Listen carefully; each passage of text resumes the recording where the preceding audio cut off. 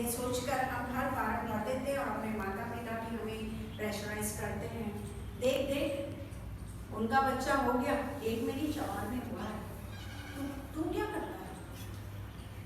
तो ऐसा होता है। उसमें वो आपको डिमोटिव नहीं करते, बस उनका एक सपना होता है कि हमारा बच्चा भी कहीं ना कहीं सुरक्षित हो जाए और हम भी आश्वस्त हो जाए कि हाँ, सुकून से हम कहें कि अब ये स्टेबल है, इसको कहीं कोई परेशानी नहीं। ये तो हुई आपके आने और इस व्यवसाय को चयन करने की बात। आप एक छोटी सी बात आपने देखी होगी, हम सब भारतीय हैं और भारतीय परिवेश में ईश्वर का अहम स्थान होता है। हर कार्य जन्म से लेकर मृत्यु पर्यंत किस पर आश्रित है? मंत्रों पर, हिंदू संस्कृति पर और संस्कारों पर आश्रित है। इसी वजह से आप क्या करते हैं, आपने थोड़ा सा अगर चिंतन करें, परिवार में अगर रहे हैं तो आपने कहीं ना कहीं देखा होगा कि जब किसी का जन्म होता है तो भी पूजा पाठ होती है, मूल शांति होती है, अगर कोई बार आ जाते हैं। ऐसे ही विवाह होता है तो भी पंडित जी की भूमिका अहम होती है।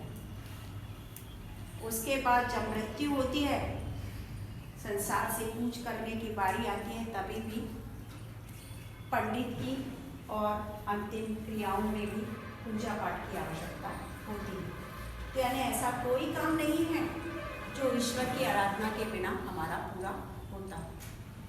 और वास्तव में हम ईश्वर को याद क्यों करते हैं? स्कूल के दिन याद है आपको? नहीं याद है तो अब तक आपने उच्छृंखल जीवन जिया है। उच्छृंखल का मतलब है मनमानी करना, मर्जी आए क्लास में जाना, मर्जी आए नहीं जाना, घर कहकर कॉलेज जाना और कॉलेज से कैंटीन में मजे मारना, या फिर और जहाँ मन आए वहाँ जाए, है ना? और समय पर आ भी जाना। सब तरह के बच्चे होते हैं और सब अपने अपने हिसाब से जीवन जीते हैं। लेकिन ये जो ट्रेनिंग है, इस ट्रेनिंग में एक लाइन कभी सुनी, वो स्कूल चलेगा, है ना? तो आप टीचर किसके बनेंगे? बच्चों के।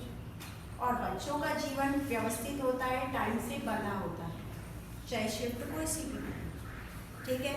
उस शिफ्ट के दौरान हमें जीवन जीना होता है, यानी असेंबली से लेकर के रिसेस और फिर छुट्टी,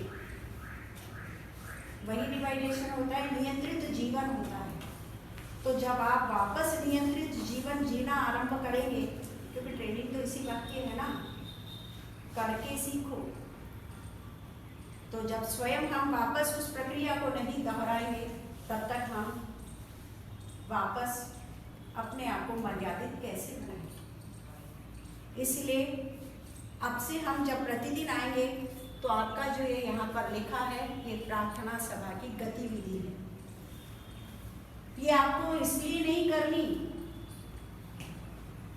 कि रोजाना करना है, कहीं ना कहीं प्राइवेट, गवर्नमेंट, कहीं तो टीचर बनकर जाएंगे ना, और जहाँ टीचर बनेंगे वहाँ असेंबली एक्टिविटी भी करेंगे। और एक्टिविटी कैसे होती है वो आपको पता होना चाहिए। और कई बार आपने देखा हो, स्कूल टाइम में भी अगर याद करें तो ये बात याद रखो आप कि कभी कभी क्लास टीचर